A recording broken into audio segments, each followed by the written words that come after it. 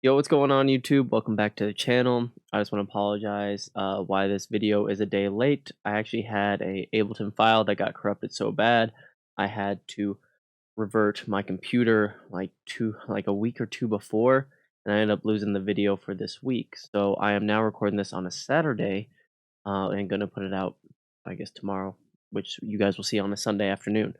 So I want to talk about 5 tips that are going to make you a better producer overall. And these are going to be a little more advanced tips. As always, I'm going to explain it the best way possible. I'm going to try to make it really simplified and try to be as helpful overall as I can with the process. But before we get into the video, real quick, I want to ask you guys something. Most of you guys that are watching right now, the camera's inverted.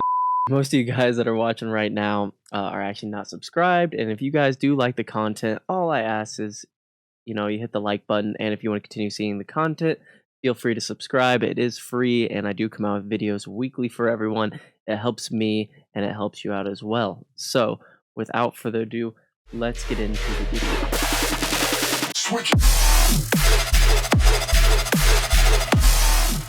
So the first thing I want to talk about, and before I jump in to this video, is going to be sidechaining. And a lot of you may say, oh, I already know what sidechaining is, I already do it, but I want to reiterate why it's so important and why we actually do sidechaining. So if this is something you do, but you're not sure why exactly, or if you're looking for a little more knowledge, this section will be perfect for you.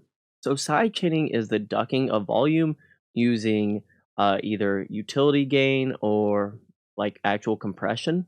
There's multiple ways to do it. There's no wrong way.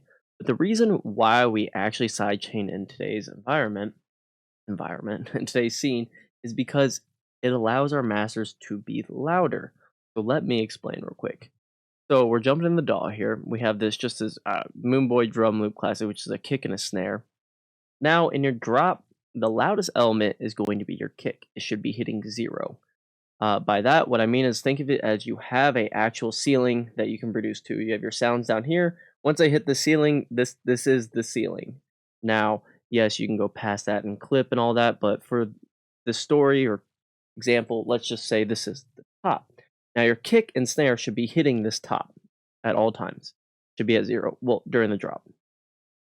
Now, why we sidechain all of our instruments, like our sub, our basses, our tops, like our hi-hats and stuff, is because when this kick or this snare is hitting, it is at the maximum amount of volume. So if you do not, and you have your synths or your basses or whatever is hitting at the same time, now all of a sudden you're having the absolute every video. We stay strong, always have our dispute, Mike. How many times do we have to teach you this lesson, old man? I love the young people. So if you have something that's already hitting the peak loudness, and then you put something underneath it to push through, all of a sudden you've broken through this ceiling. And that's what's going to cause clipping. Now, clipping isn't always bad, but we'll get more to it in a little bit. So if you are clipping and you are having these peak moments when your kick and snare are hitting with your instruments, you're not going to be able to push your masters loud because now those together are your new high point. So now if those are, let's say, plus 2 dB instead of 0, that 2 has to become the ceiling. Everything else is going to be pushed down quieter.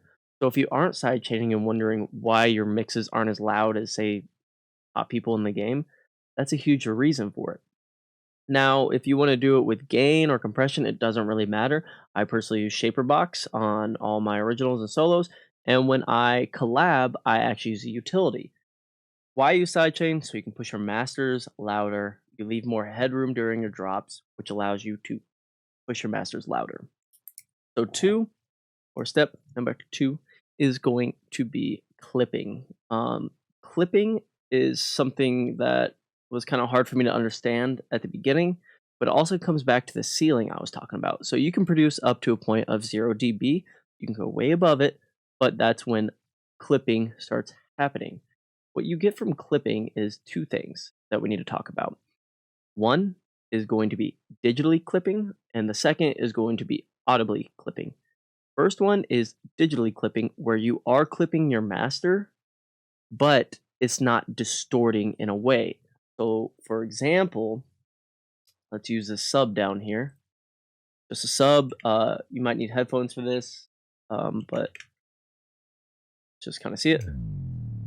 The sub drop that I made. That's what this. Let's see where it's hitting in our master. It's hitting right below 0. So let's add a little more gain. Okay. We are now officially clipping. You see it by the red sign there that we are over our threshold, which means we are digitally clipping at this point. Your sub shouldn't ever be this in front of the mix, but for the sake of this example, I want to show you that we are digitally clipping, but to get to audibly clipping, you have to keep pushing it up. Some things will audibly clip sooner than others, depending on your mix and a lot of stuff. But what you need to know is once you're pushing something so far, it clips and it's going to distort.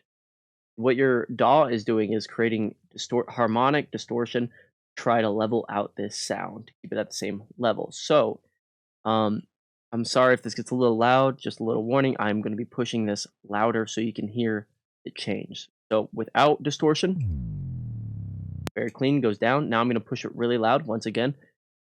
Maybe turn down your volume, I'm not sure. But this is going to be cranked up, and we're definitely going to be cranking. See how that changed the complete sound of...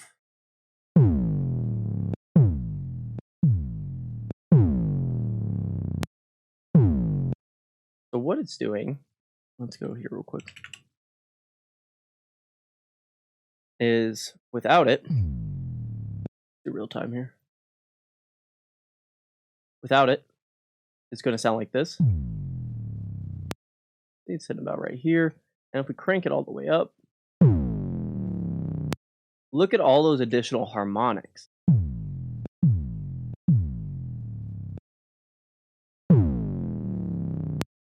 That is what your master is doing. It's audibly clipping, so it's adding distortion into it. Now, for a beginner, you probably want to stay away from this because you're not going to be so confident in how to shape your sounds, how you want to actually add in distortion. And it's common for tracks to come out above 0 because they use distortion in a way that helps them. A really popular one that comes to mind is Subtronics. He pushes masters insanely hard and he uses that distortion to his advantage, to his style. But for the most part, you want to stay away from clipping into your master.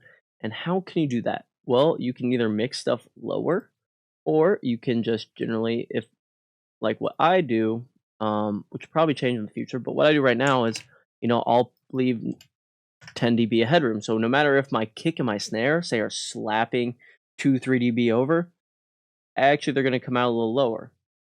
So that's one way to prevent distortion, is utility gaining down or mixing softer.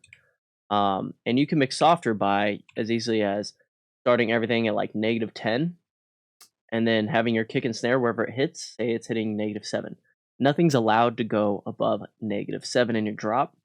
And that way you have the kick as your loudest element, everything else is below. So when you do push your master to hit 0, or if you just want to go a little bit above because, dubstep, you can control it a lot easier rather than mixing hot and trying to mix down. It's a lot easier overall.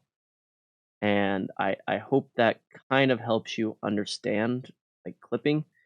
And one more thing that I wanted to add to clipping is there is a way to soft clip or hard limit, hard clip, whatever you want to call it. A hard clip is once you push, let's use this as a ceiling again. Once you've pushed past this, what it's going to do is notice that it's passed and it's going to push this down. It's going to be like, no, push it. Your whole mix. So if you say, for one instance in your song, if you're clipping 10 dB randomly, going to push down your track. Not exactly 10 dB. I'm not sure exactly how it works, but it will duct your track. So you'll hear it at a volume, you have this peak. It's going to get like a little quiet all of a sudden, which is terrible. You don't want that. So be careful with that. The other option is soft clipping. Now, hard clipping will save more of your dynamics, where soft clipping will not. Soft clipping, say you have that 10 dB peak again. Now it's like, oh, that's crazy. You have a 10 dB cut. All that additional info, cut. Cut!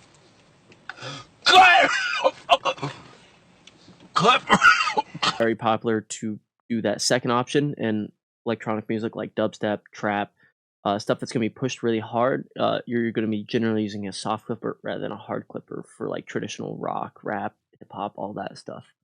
So that is another thing to keep in mind, that we're using on your master. And a lot of people can just use. I've seen tons of artists. Literally, this is just their master right. Whoops. Right here. Not saying that this is the correct way or wrong way. I just know that some people have their mixes down so clean. They use a little bit of glue compression, put the soft clip on, all of the day. If you don't know what you're doing for mixing and mastering, though, you could always reach out to some engineers. If you guys are looking for mixing and mastering engineers or don't have any or know anyone, um, feel free to comment down below. Or if you follow me on our socials, just message me. I have tons of connects. I can help you guys as well.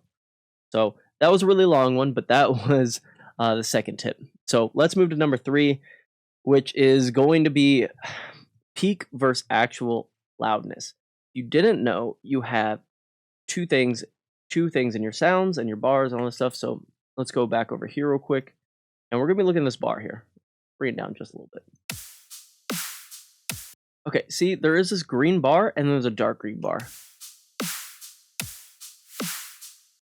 Okay.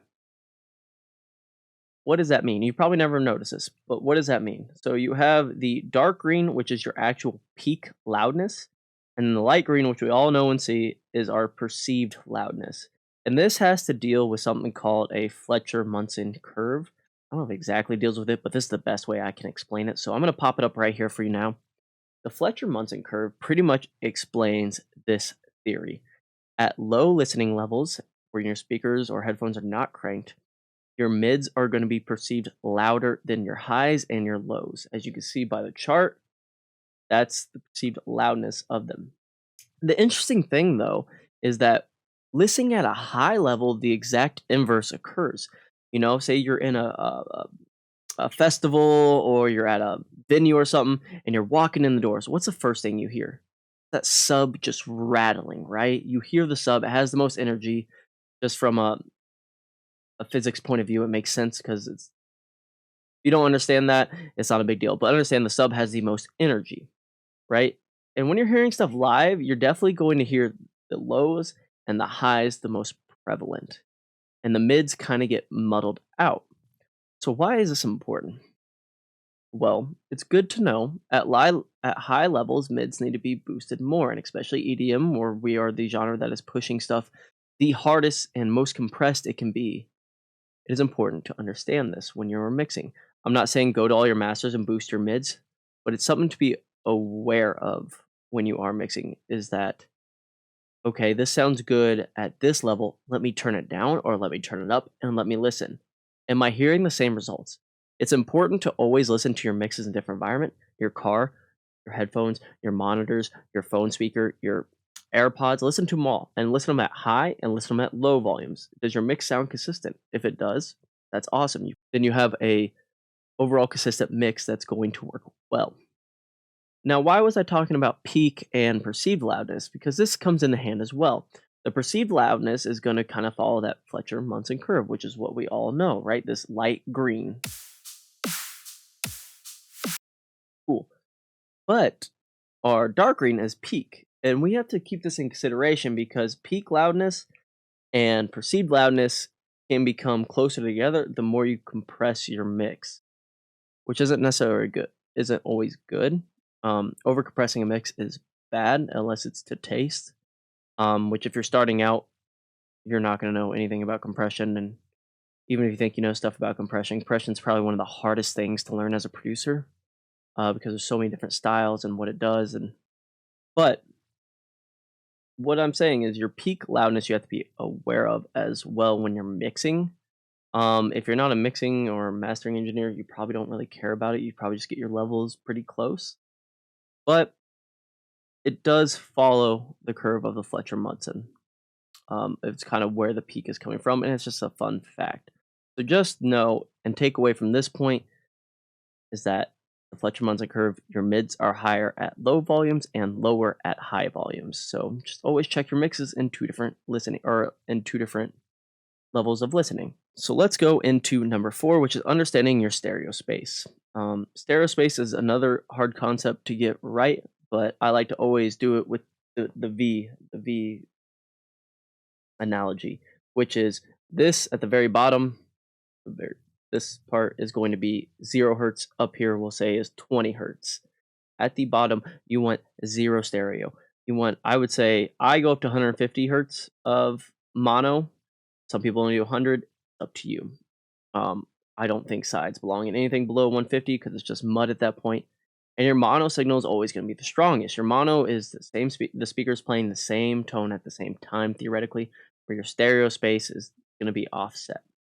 So you want your mix in mono. You want your not your mix. Do not put your mix in mono. Um, Mix in mono though, all for it. But you want it to get more stereo as you go upward. So your hi hats, your higher up sustains, or your higher up synths, put those in the stereo space. If you're layering a lot of stuff like guitars and piano and synths and all this stuff, remember you have 0 to 20k hertz to work with, but you also have a stereo field. You can put this guitar on the left, this one on the right. This is going to create more room in the middle of your mix where the vocal should be, your drums should be, the sub should be. You're not going to have to compete with that if you have stuff panned off. And panning, learning to pan and when to pan and how to pan comes with time. But if it's something you're not utilizing right now, definitely try with your layers and even bass layers and drops. I still put those some to the side. It's not just synths; you can use it at all times. It helps create room in your mix overall. So understand that the sub should always be mono, and as you go up to your hats and your tops, those should be pushed in the stereo field a lot more. Now, I do have to say this, you do have to be careful with phasing in your stereo field. That's why you don't want any stereo in your sub, because phasing is when two things are offsetting. So if you're talking about your speaker out and then in, and say you get something that is doing this counter the counter signal. So say it's telling it to go out and then it's also telling it to go in. All of a sudden you got nothing. It's not moving. I don't know if that was loud. Sorry about that clap. But it's going to create phasing issues where your mix sounds thinned out. So that's why you should always, always mix a mono. And then when you take the mono off, it's going to sound great. And if you hear it thinned out, and if your mix is solid in mono, it's probably going to be solid in stereo as well. So just always keep that in mind. And we're going into the last tip here, which is going to be understanding your mix downs from the start. And this is just my philosophy, and it seems to be a lot of other mixing people's philosophy that I've picked their brains. But when you're mixing down a track, you always want to start with the loudest element. What's your loudest element? Your drop. So you always want to start at the drop, and you always want to start with your main elements. I think there's 3 main elements that make a song, and then everything else is the taste into it, the sprinkled seasoning. That was a weird analogy. Anyways, kick and snare, kick and clap, whatever your kick is for the drop, that is your absolute loudest element. So say if you're working at a 0 headroom, it's going to be at 0, right? Next, you're going to have your sub. Your sub is not as loud as your kick, but it's damn near close, right? So it's going to be a little less. If you have a kick at 0, bring your sub down -1, -2, -3, whatever seems to fit its place, right? It shouldn't be as loud as the kick and snare, but it should be just a little bit less. And then the last one's going to be vocals. Your vocals need to be mixed into par as well. During a drop, I know there's a lot of influx, like it could be just reverbed out in the background, or it could be more upfront, but just making sure your vocals are mixed to key. They're not going to be as loud as a kick and snare. It's not going to be loud as a sub, but is the third importance, right? And then you can mix everything else around that. If you don't have vocals in your drop, all right, let's go to your hats next. Let's get your hats at a good level. Okay. Then we're gonna go to basses. Okay, let's make sure all those are together.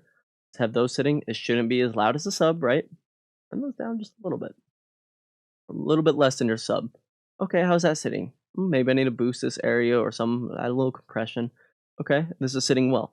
Once you have your main elements in your drop mixed in, mixing everything else is going to follow the same template, but quieter, because you always want your drops to be the loudest, right? If your drop's hitting -3 LUFS, then you don't want your intro and everything to be hitting -3 LUFS. Maybe you want to hit -5. It's still a little quieter, it's still in the ball range, but your drop should always have the most impact. And that's going to be the final note I want to end on, is that nothing should be louder than your drop. If your buildup gets up to negative 2.8 LUFs and your drop is negative 3, that's an issue. Your buildup's going to sound way more impactful and your drop's going to sound not as much, and that's terrible. One way you can go around this is either mixing it better and quieter, or you could take a utility on your master and gradually pull down the utility. Maybe bring it down 2 dBs throughout the 8-bar buildup. And at the same time, you can also pull in your width. I can show you that as well. Let's show this here. So on my master, usually that I have here, is this guy. Right? So say if this is my, let's say if 9 to 17 was my buildup for some reason, and my buildup was louder than my drop, right? So I could just bring it here. Let's just say we're going to bring it down maybe just a couple dB.